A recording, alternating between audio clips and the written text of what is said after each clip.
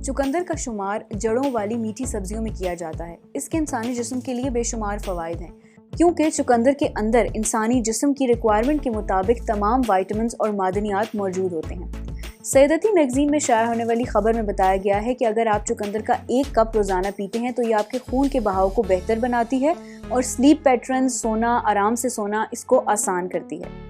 Blood pressure को कम करने में चुकंदर का जूस मावन किरदार अदा करता है। रिसर्चर्स के मुताबिक जो लोग रोजाना चुकंदर का जूस पीते हैं इन्हें ब्लड प्रेशर की बीमारी कम होती है, क्योंकि चुकंदर के जूस में नाइट्रेट मौजूद होती है।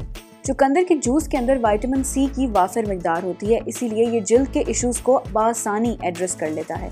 अगर आपकी जिल्द पर कील महासों के निशान या दाग धब्बे मौजूद हैं तो चुकंदर का जूस आपकी स्किन के लिए बहुत फ़ायदेमंद साबित हो सकता है। इस हवाले से मज़ीद जानने के लिए आप विजिट कर सकते हैं उर्दू न्यूज़ की लाइफस्टाइल कैटेगरी को। जानने के लिए देखते रहिए urdunews.com।